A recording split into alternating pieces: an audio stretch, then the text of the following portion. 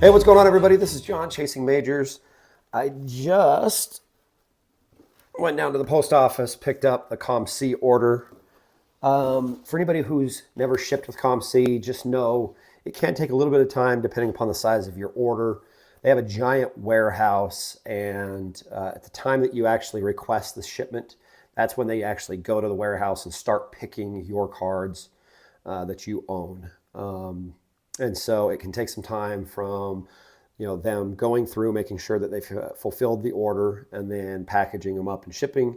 During the pandemic, shipping times with COMC got really terrible. They've gotten better over time, but this one was a little slow, but I really think it was just due to the size of the order. In today's video, I'm not going to go over every single card. There's just too much inventory here to really look at. Here's an example of just the Utah Jazz cards that I picked up. And that's not all the Utah Jazz cards. That's just a stack of Utah Jazz cards. I consider myself a super collector of Malone and Stockton and pretty much everything Jazz. But we'll see some Jazz cards. You're going to see some vintage. You're going to see some autographs. You're going to see slabs. You're going to see a little mixture of everything, and just kind of give you kind of a broad idea of what it is that I pick up for my personal collection on COMC. So let's go ahead and start with some of the slab stuff. Here's a Nate Thurmond 1969-70 rookie card. Thurmond was is a 75th anniversary team member. That's a collection I've been focused on this year. That's a SGC 5.5. Nolan Ryan, another kind of collection I'm working on, specifically the 1970s decades run. This is the 74. That's in a CSG slab, 6.5. 1978 tops. I've been trying to pick up the 78 tops in kind of PSA 7, PSA 6 quality, just because they're cheap enough. 1978 is my birth year, so I've been trying to get all of the Hall of Famers slabbed up in that year. Here's the 1980 CSG 7 Nolan Ryan. This will be the last of the Nolan Ryans I'm going to do in that decade's run. So I'll go from his rookie card, which is 1968, through this 1980. The cards after the 1980, I'm not really interested in doing at this point in time. So I will be doing the 60s, 70s, and the 1980. I'm missing 3 cards. I mentioned that in the last video. Another guy I pick up when I just see is Johnny Unitas. Him, Bart Starr, Autogram, Bradshaw, and Staubach would probably be the 4 or 5 vintage Hall of Fame guys that I am doing basically player runs on or decades runs on. So there's the 1971 Unitas in a 4. This is a post-war Hall of Fame pickup. This is a PSA 8 Greg Maddux. This is a card I own multiple copies of raw.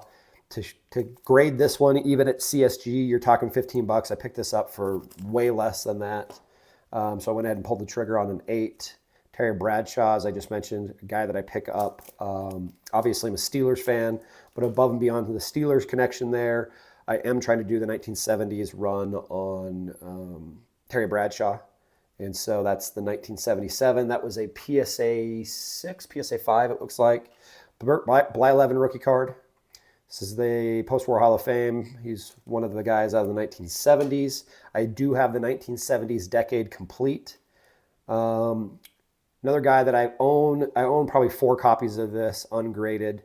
I did not want to spend any more than I had to on this. I picked this up for less than you can get the card graded for. It doesn't matter if it's a CSG slab, CSG, PSA, SGC. All of the grading fees were way more than I paid for this. So I didn't want to necessarily take one of my raw copies and spend more money when I could pick up a PSA or a CSG 8 for a fraction of the price. So again, Hall of Fame quarterbacks, rookie cards is a collection that I do. So that'll be my representation of that version of the Jim Kelly. I will also have the USFL rookie card in there. Another post-war Hall of Fame rookie. This is the Ted Simmons, the 1971 Ted Simmons. This one is in a PSA 5. An interesting thing. This John Stockton rookie card, if you consider this the rookie, or if you consider the 84 star the rookie, I own both of them. This card I probably own at least 10 copies of. I don't own any of them, or I did not own any of them graded. And so this one popped up and I was able to make an offer and get super duper cheap in comparisons to what they normally sell for. And so a Stockton in a 9, probably paid about what it would cost to get one graded. And so I could have probably sent one of my versions in or one of my cards in and been about the same cost. But knowing that you're going to get the 9 on it, so foregone conclusion there. I shared today with you guys that giant stack of Jazz cards. I'm just going to share a couple of the types of highlights, give you an idea of what it is. It's going to be a lot of Malone, a lot of Stockton, and then rare inserts and some of the more modern day guys. So there's a gold Stockton that I was missing for my PC. There's a platinum Players Collection Stockton that I was missing for my PC. Just a couple of refractors. Anytime I see the refractors at the right price, I pretty much pick them up. Another refractor here. This one was one I was missing for my collection. These are the E-tops. There was a couple of years they'd made these E-tops. And they're not impossible to find, but they are pretty difficult to find. There's a certain number of them that were created, and I don't know those numbers off the top of my head, but call it 5,000 of them that were created. And so, yeah, I'm still missing the other year. I still need to add that to my Stockton collection. Ochai Agbaji, he is one of the rookies from last year. This is his silver prism. Another Stockton refractor. Jeff Hornacek row 0, again, kind of a rare insert from the 1990s. Hornacek, kind of the third big guy from the 1990s championship or NBA finals teams that lost him to Jordan there. Malone gold card. I was missing that. A Malone jersey card, 2-color patch. Probably the cards that I'm missing the most of are the relic or jersey cards. And so I'm still working through those, both on the Malones and Stocktons. Let's look at some football. Big Ben rookies. His replacement, Kenny Pickett. Just a couple of them. I'm not necessarily going to go through this entire stack, but there's some Kenny Pickett's. The rest of these are going to be refractors. So I've never really shared this on the channel, but Steelers refractors from guys that resonate with me. I'll just kind of share some of the names here. Ryan Shazier, Santonio Holmes, Le'Veon Bell, Big Ben, Freiermuth, Troy Polamalu, Hines Ward, a couple of Antonio Browns, Willie Parker, Mike Wallace. So players that resonated with me during their tenure with the Steelers, whenever I see their refractors, crazy cheap. And most of these guys, outside of maybe Polamalu and Big Ben, I'm spending like a quarter on or less. And so when I can pick them up for that price point, I go ahead and I just pick them up. I have a really cool box of like refractors, Steeler refractors, and more rare inserts that I like to look at, throw those into and look at. And so I picked those up. So that was part of this collection. Let's see. Let's go through the rest of the Jazz stuff. Malone autograph. I have a bunch of Malone autographs, so I actually don't buy a lot of his autographs anymore. But anytime I find the Hall of Fame logoed ones, Malone, Stockton, Adrian Dantley, I've been picking up those as I see them. Some of these are going to be dupes, but I've shared with you guys I pick up at least one autograph of every player wearing a Jazz uniform, and it's got to be a certified autograph. But there's Bojan Bogdanovic, played with the Jazz. Might be another card in there. Is that just a really thick card?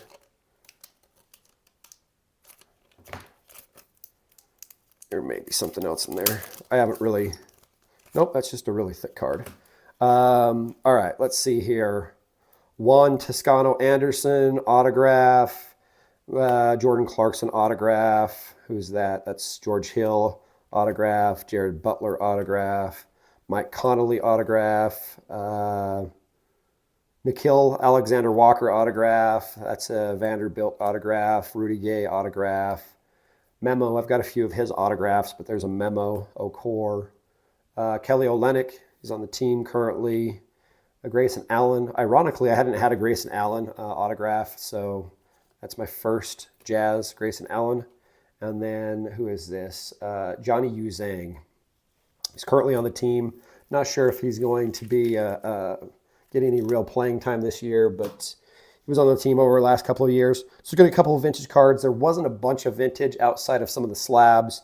Raw vintage, there wasn't a bunch of vintage here. The next shipment that's coming in will have a lot more vintage, but what is that, a 72 Willie? Just in pretty good shape. Centering's a little off, but generally, you know, what I could tell on that card, it was fairly clean. So that's probably a card that's going to end up going to SGC. Here's a 1964 Philadelphia Johnny Unitas. Philadelphia was a card brand in the 60s that made some of the teams. Anytime I can pick up a Unitas, I've already mentioned that. I try to pick them up. Not my favorite player of all time, but Isaiah Thomas. This is technically a rookie card. The Star brand cards, I have never really spent any time, just because I didn't really trust them. But now that some of the grading companies are starting to grade them on a more, you know, a regular basis, PSA is grading them, Beckett's grading them. I'm going to be adding a lot more Star cards to my collection. It's just been a big hole for a lot of years.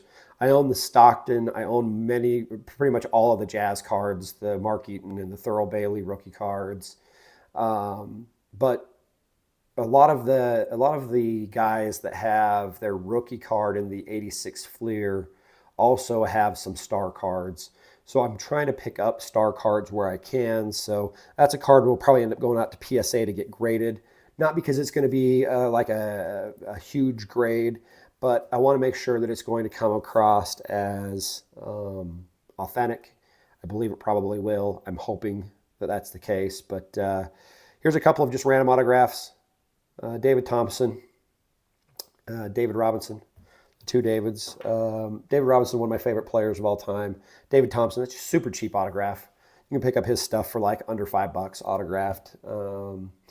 Last couple of cards, just two random cards here, but this is a Phil Mickelson rookie card. It is a jersey or a shirt card, so it's a relic. Long story short, you know, Phil's kind of at the back end of his career.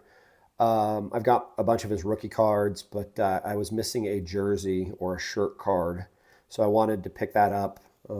These are becoming a little bit more difficult to find. You used to be able to find those really cheap, and you know they'd be all over eBay. But you know, more and more of those cards are starting to dry up a little bit. And then one of my favorite players of all time, and I love how he represents the game of basketball, is Tim Duncan. And this gold, this is technically a rookie card or a rookie year card, but the gold card, when you go look at the pop reports, there's not a ton of these cards graded. I don't know what the pull rate was for these, but there was a gold card for everybody in the set. I want to say that they were maybe one in like 96 boxes, one in 120 boxes, or packs, excuse me. They were pretty rare to get, if I remember right. Total graded was probably under 500. Across all the grades and across all the companies.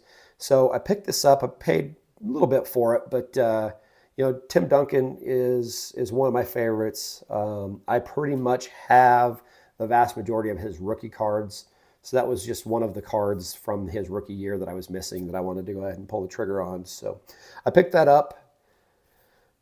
I think those are some of the highlights. We're going to go ahead and wrap this one up here, keep the video as short as possible. But that's the COMC order. Those are the types of cards that I buy for my PC at from COMC. Obviously, you guys know that I'm flipping cards on COMC, but when we talk about PC pickups, it's stuff for my collections, and then it's you know, just random stuff that I like to own, even though my collection is a lot more curated than most folks may fully understand. I don't buy just a bunch of randomness. Generally, if I'm buying cards, there's a purpose to it. So PC sort of stuff. Hope you guys liked it. We're going to wrap this up here, guys. I do have some other videos dropping this week, so I hope if you guys aren't following along Feel free to follow along on the journey. Feel free to go ahead and hit subscribe, and some really cool videos coming up over the next week. All right, guys. Chat with you in the next one.